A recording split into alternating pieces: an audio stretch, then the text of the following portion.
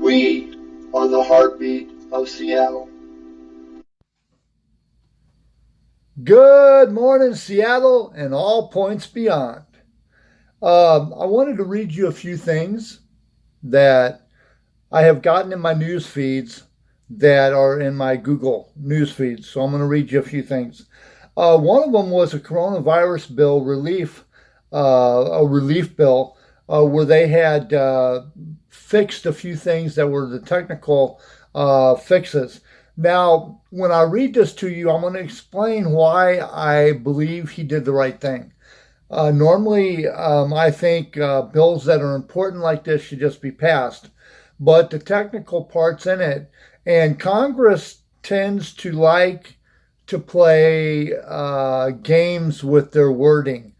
It says here, the House sends Corona relief bill to Senate after delay by Representative Gohmert, Gohmert, Representative Republican from Texas, was able to hold it up because if one member stands in opposition, the House can't send the bill to the Senate without bringing the entire House back to Washington for a vote. It says here, the House on Monday night passed a bill containing a technical corrections to the coronavirus bill. It passed it over the weekend, sending it to the Senate to be considered for a vote at some point this week.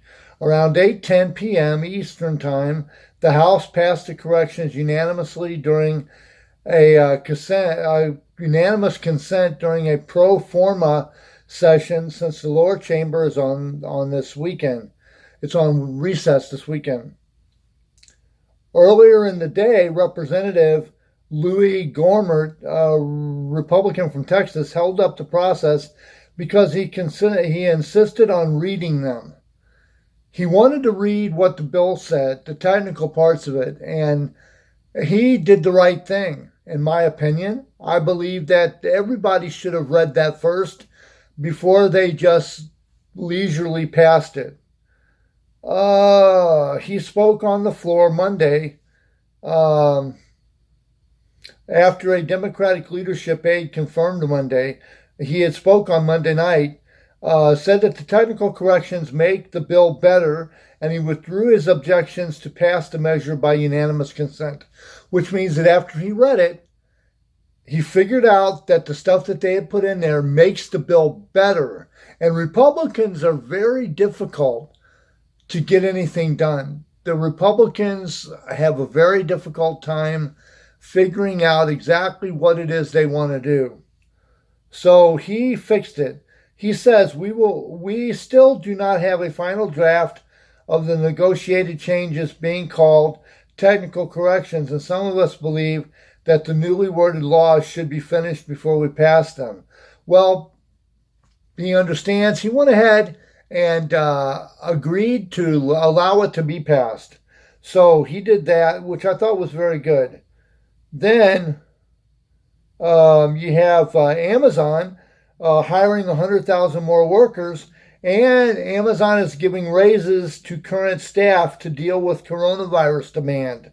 Amazon said Monday it plans to hire an additional 100,000 workers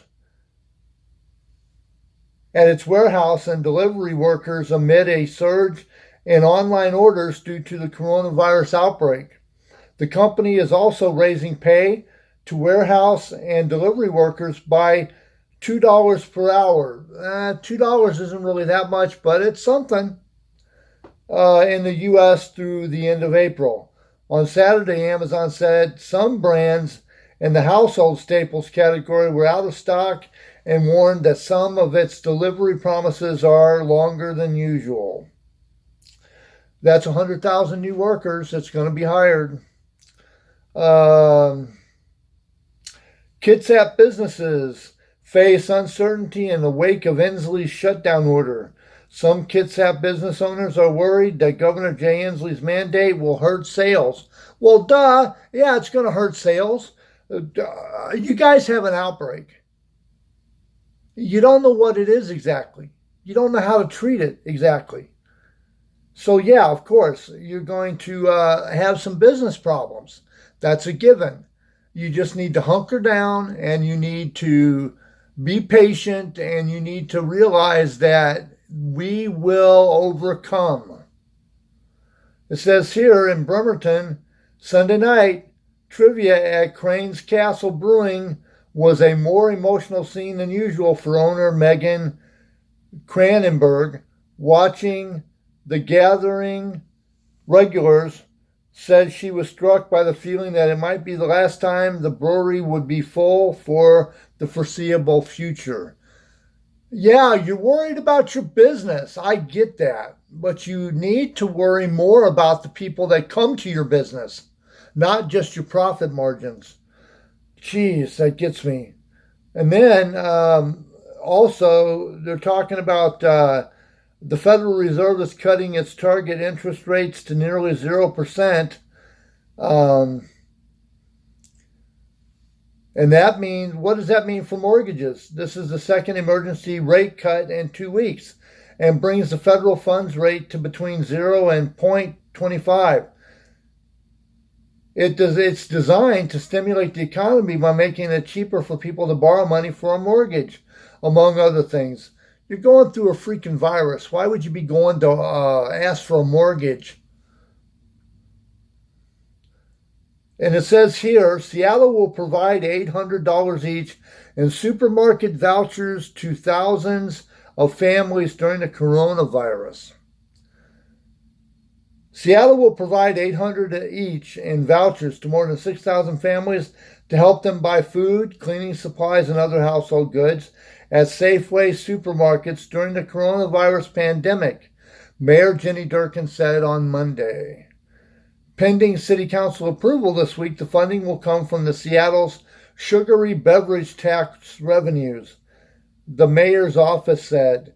Durkan also plans to impose a moratorium on commercial evictions of small businesses and nonprofit organizations. She said in a news release about the city's latest attempt to help people rocked by the impact of the public health crisis on the local economy. Measures meant to slow the spread of the virus have led many businesses to shut down and disrupt the gig economy. And school closures have created childcare challenges for many working parents. The city will spend $5 million on the supermarket vouchers, which will be distributed to 6,225 families already enrolled in city-subsidized child care and food assistance programs. That's good. The Durkan news release had said each family will receive two $400 vouchers in installments through the mail, the release said. The vouchers will be usable at any Safeway in Washington for food and household goods, not including tobacco, alcohol, lottery tickets, and fuel. Yeah, okay. No, I'm all for that. That's great. I don't understand exactly why people would be wanting to buy tobacco and alcohol and lottery tickets and fuel with something that's supposed to help you with your food. If you've got a family and you're trying to get groceries on the table, why would alcohol, tobacco, lottery tickets, and fuel be of great importance to you? Fuel, yeah, maybe. I can understand that because you got to get back and forth to work. I get that too. Now, I'm hoping that somebody helps with the fuel, like fuel vouchers maybe, or you get like here we have gas stations and like SA Super Americas and things like that. So I'm hoping that somebody takes it upon themselves to offer gas vouchers to people that are low income, and I'm talking low income, not the $60,000 a year low income. You know what I'm talking about, Seattle. I'm talking about the low income that are on food stamps and welfare and SSI and things like that that still work, that need fuel to get back and forth to work. That's what I'm hoping. It says here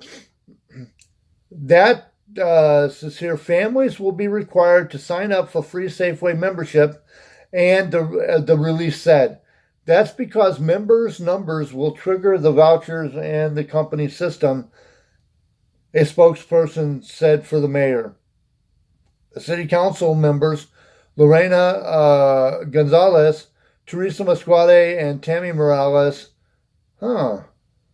Oh, Gonzalez and Morales. The name sounded familiar. Sounded close. Okay, it says here, City Council members Lorena Gonzalez, Teresa Masquade, and Tammy Morales expressed support for the action in Monday's release. Seattle has been using its soda tax revenue to fund healthful eating and education incentives, including a Fresh Bucks fruit and vegetable voucher program that has previously allocated about $5 million for the 2020 year. The city is partnering with Safeway for the new vouchers because it already partners with the company on Fresh Bucks, Nyland said. We know that working families in Seattle are already struggling because of the COVID-19 pandemic, Durkan said in a statement, referring to the illnesses caused by the virus. As schools and child care facilities close, we need to do everything we can to support families and ensure that they can put food on their tables. The city is working with private donors to grow the new supermarket vouchers program and to support dislocated workers, particularly gig economy workers, not covered by traditional protections and benefits that apply to employees. Gig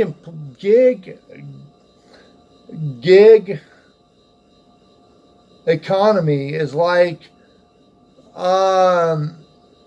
somebody hires you for a short amount of time to do a specific job. You're freelancing, sort of. You're freelancing your talent. That's kind of what that means. A company needs you for a part-time, like, say, temp work.